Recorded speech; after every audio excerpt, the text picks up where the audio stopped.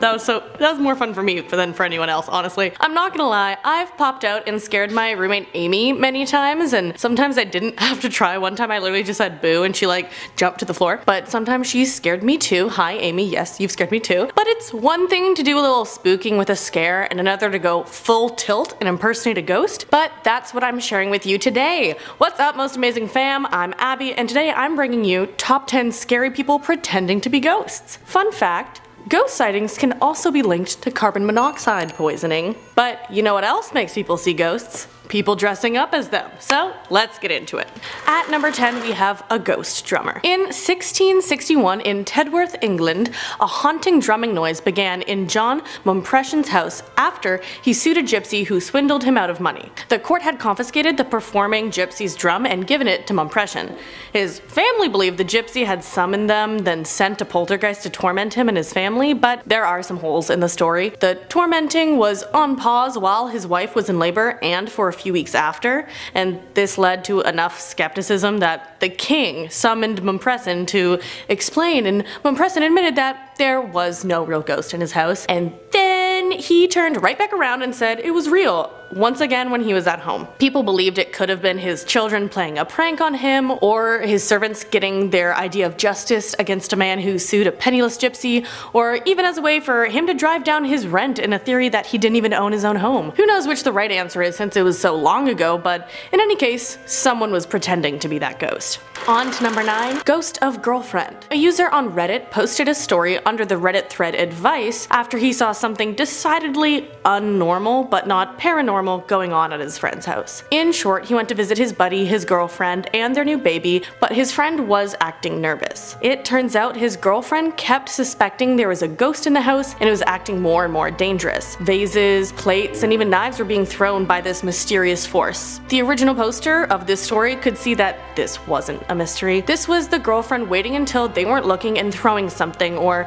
rearranging something in another room and then claiming a ghost did it. It escalates as this guy leaves his friend's house and he's asking fellow people on Reddit how he can tell his buddy about this. This story ends with the friend who posted it doing the right thing. He reached out to his buddy and together they called CPS to get the mom the help that she needed, and it all ended happily ever after. Most likely she was suffering from postpartum psychosis, which is a condition that can be helped but does need urgent postnatal care. So pro tip, it's okay to speak up if you see something wrong. It could just be something that needs a little fixing. On to number 8. Phantom fees. Anything to avoid big parking fees, right? An expensive tourist parking lot fee was not one young lady's interest, so she went all out in impersonating a ghost. Apparently it was about 120 yen for overnight parking in this parking lot, and she was like, no way. So instead, at 2 AM her car rolled up to the parking lot gate and the staff member waved to stop the vehicle and was obviously confused when he saw an empty car. The wheel itself was moving on its own and there was just no one in it. He got out of the booth to investigate when a ghost with long hair and a white dress climbed up from the back of the car up to the top, and then the staff guy from the booth just bolted. But not before he fell from the shock, then got back up, then ran, and then after he was gone, the woman who was on the top of the car just like calmly, you know, just went off, went back into the car, drove into the parking lot, skipping the fee, which is totally baller. Like, I don't recommend you do it, but it's funny. On to number 7, Australian ghost hoaxers. Apparently in 19th century Australia, people were feeling pretty bored, so one of the activities at the time was dressing up as a ghost and scaring people. It was not appreciated by everyone. Take this article from the Australian Sunday Times from late 1898 for example. Considerable alarm was experienced by timid residents of Conington near Perth at frequent appearance of what was called a ghost.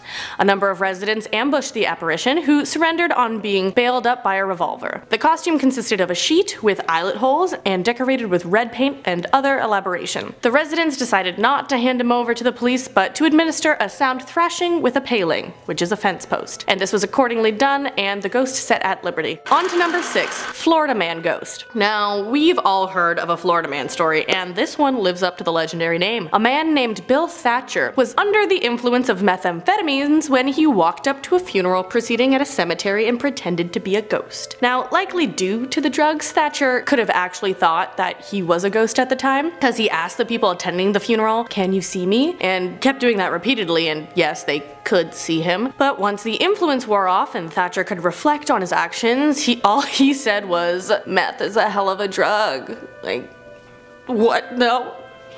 no remorse. So don't do drugs. He's facing charges for public intoxication, possession of a narcotic, and disorderly conduct. And just come on, that's just rude. It's a funeral. At number 5, getting mouthy in Portsmouth, or Portsmouth as it looks. That's where the pun comes from.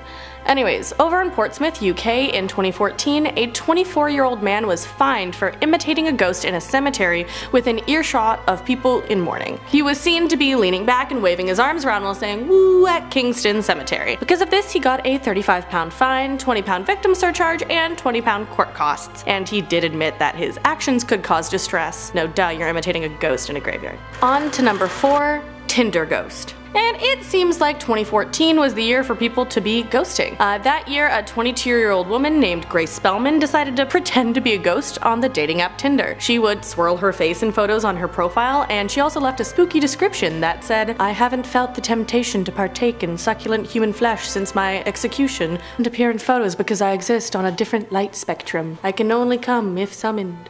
Ooh. And now that's a lighthearted ghost prank I can get behind. On to number 3.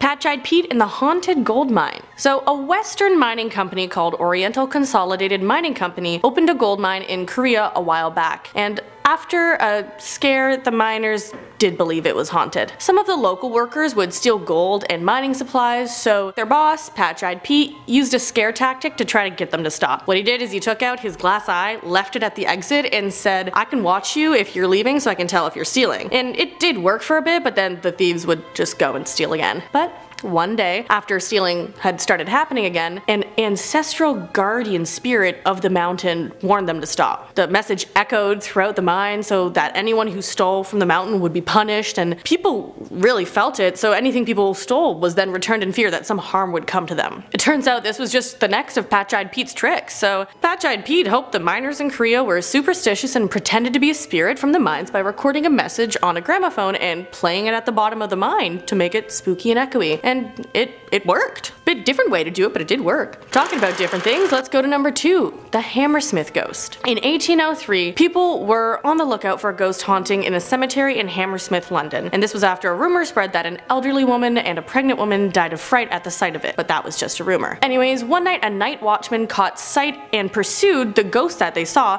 that shed its shroud to run faster, so people assumed this was a person dressing up. And then more people were on the hunt. One of these people was a tax collector named Francis Smith, who found a man dressed in all white and thought that guy was the ghost. But instead of shooting a ghost, he shot Thomas Millwood, a man dressed in all white since his job was a plasterer. This led to a completely different story of a precedent being set in English law, since there was a debate on whether or not what he did was wrong because he believed he was doing it for the right reasons of someone terrorizing the city. But anyways, after this, the real man behind the fake ghost came out. It was a shoemaker by the name of John Graham, who was trying to scare his apprentices that kept spooking his children with ghost stories, and so after that he got arrested. But then he got out on bail after that too. On to number 1. Haunting of Chateau Vauvert. Back in the 13th century, long time ago, there was a castle called Chateau Vauvert, and the rumor was it was haunted. People saw strange lights in the windows, they heard sounds of howls and dragging chains echoing out of the castle at night, and the scariest rumor was of a green demon with a long white beard that would wander the halls with a big club. Said to be half man and half serpent, he would threaten anyone that came near. And people figure it could have been criminals, but also some Carthusian monks had recently moved into a small place next door and told the king, "Hey buddy, we see you got a problem here in this very nice castle, and we would love, absolutely love, to exorcise the demons for you if we could stay at the chateau, the Chateau Vauvert, the nice castle. We'll get rid of the demons and then stay, huh?" And the king said yes, and then as soon as the monks moved in, bam, no more demons. So were they effective? 100%. Were they telling the truth? Maybe. Maybe they were the ones making the noise. Maybe that's how you can get a place. Just kidding, I don't recommend that, but it's funny. And that's the top 10 scary people pretending to be ghosts. And I want to know, have you ever pretended to be a ghost? Even a costume or anything? Have you had someone scare you as one? Let me know your best scared story. Personally, I find they're the best when you wait forever in a hiding space and then pop out to scare someone, because that's always how I used to scare my mom as a kid. I would just hide in the coat closet and then just wait for a full 20 minutes until I knew she was leaving to go to a yoga class, and I'd be like, boo! And then she would jump. I know. Hi, Mom. Anyways, that's all I have until next time, and stay spooky.